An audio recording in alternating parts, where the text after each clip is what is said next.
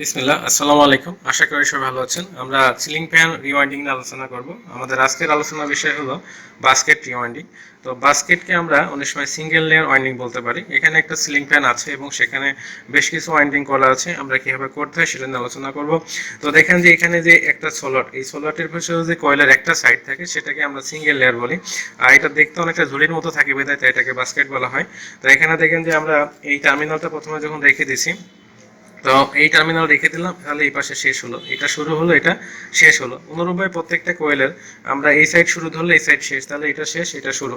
তাহলে এখানে সংযোগটা কি হয়েছে, এই কোয়েলটা এখানে 650 প্যাচ দেওয়ার পরে এই যে শেষের সাথে পরেরটা শেষ সংযোগ হয়েছে। এটা শুরুর সাথে পরেরটা শুরু, এটা শেষের সাথে শেষ, এর শুরুর সাথে শুরু, এর শেষের সাথে শেষ সংযোগ হয়েছে, শুরুর সাথে শুরু, এর শেষের সাথে শেষ সংযোগ হয়েছে, এটা শুরুর সাথে শুরু সংযোগ হয়ে লাস্টে এটা পেঁচানো সম্পূর্ণ হয়নি, এইটা প্যাচটা শেষ থেকে টার্মিনাল বের হবে। তাহলে এখানে শুরু থেকে যেমন টার্মিনালটা বের হলো, অনুরূপ এটা শেষ থেকে টার্মিনালটা বের হবে। তো এখানে আমাদের কয়টা পোল হবে, যেমন আমরা এটাতে একটা কোয়েল, রানিং কোয়েল বা মেইন কোয়েল। তো মেইন ওয়াইন্ডিং এর একটা, দুটো, তিনটা, চারটা, পাঁচটা, ছয়টা, সাতটা, আটটা, নয়টা, তাহলে এখানে 9টা পোল হবে। তাই 9টা পোলের ক্ষেত্রে আমাদের যে এনএস সিনক্রোনাস স্পিডের সূত্রটা 120 গুণন ফ্রিকোয়েন্সি বাই পোল, সেক্ষেত্রে 120-এর সাথে 50 দিয়ে গুণ করবো ফ্রিকোয়েন্সি, ভাগ এই 9 দিয়ে ভাগ করলে আমরা 666 আরপিএম পাবো, রেভলিউশন পার মিনিট পাবো। এটা এখানে আসবে, ঠিক আছে, এই কানেকশনের জন্য এটা আসবে।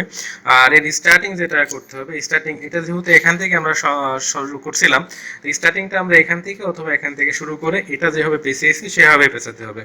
এখানে দেখেন যে ভিতরের কোয়েলটা কিন্তু এই যে এখানে একটু স্টেটরের গ্যাপটা কম, যে কারণে এখানে একই সংখ্যা প্যাচ দিল 650, এখানেও দিই, যদি এখানেও 650 দিই তাহলে এটার রেজিস্ট্যান্স কম হবে, আর উপরে যেটা বাঁধবো সেটার রেজিস্ট্যান্স একটু বেশি হবে যদি একই মানে কোয়েল তার ব্যবহার করা হয়। অনেক সময় ওয়াইন্ডিং এর তার কিন্তু ভিন্ন হতে পারে। তার সাধারণত এখন 34 গেজের তার ব্যবহার হয় বর্তমান সময়ে, এর কমও অনেক সময় হতে পারে, যেমন 35 বা 33 গেজও ব্যবহার হতে পারে। তো এই যে ওয়াইন্ডিংটা যেখানে যেরকম থাকে, আমরা ফ্যানের ওয়াইন্ডিং এ যা করব, যেখানে যেরকম থাকে, যে গেজ নম্বর থাকে, যে প্যাচ থাকে, সেটা আপনাকে দিতে হবে। আর ফ্যানটা খোলার সময় একটু ভালোভাবে খুলতে হবে, দাগ দিয়ে খুলতে হবে, কারণ ফ্যান সেটিং এর সময় অনেক সময় সমস্যা হয়। তো এখানে আমাদের আরেকটা যে সংযোগটা আছে, সেই সংযোগটার ক্ষেত্রে কিন্তু আমাদের আরপিএম কম আসে, ফ্যানের আরপিএম কম আসাই ভালো। মানে বিশেষ করে আপনার 350 আরপিএম গুলো স্ট্যান্ডার্ড, অ্যাকচুয়ালি যে ফ্যানগুলো যেমন থাকে তেমনই করতে হবে। এই স্পিডের সাথে ভিত্তি করে তার বেলেটগুলো তৈরি করা, সেই বেলেটগুলো যদি বেশি জোরে ঘুরে, বাতাস বেশি হবে, সেখানে শব্দ বেড়ে যাবে, এটা থাকা দূরও হবে। আবার যেগুলো বেশি স্পিডের, সেগুলো যদি আপনি কম স্পিড দেন তাহলে বাতাসই পাবেন না। তো যাই হোক, এখন আমরা আরেকটা যে ওয়াইন্ডিং আছে সেটা ডায়াগ্রাম আপনাদেরকে দেখাবো। এটা তো বাস্তবিক দেখতে পারলেন, আরেকটা আমরা এটা হলো ডায়াগ্রামেটিক্যাল ভাবে আপনাদেরকে দেখানোর চেষ্টা করতেছি। তো দেখেন এখানে আমরা একটা ডায়াগ্রাম নিয়ে আসছি। তো সেই ডায়াগ্রামটা যদি আমরা একটু খেয়াল করি, তো এখানে দেখেন যে আমরা দেখতে পাচ্ছি যে শুরুটা রেখে দেওয়া হয়েছে, এই শুরু রেখে দেওয়া হয়েছে শেষের সাথে শুরুর সংযোগ হয়েছে, শেষের সাথে শুরু হয়েছে। আমরা এখানে যে সংযোগটা দেখাইছি সেটা কিন্তু এরকম না, এটা ভিন্ন ছিল, এবং শেষ শেষে লাগছে, আর এখানে শেষ শুরুর সাথে লাগছে, এইভাবে লেগে টার্মিনালটা বের হয়েছে।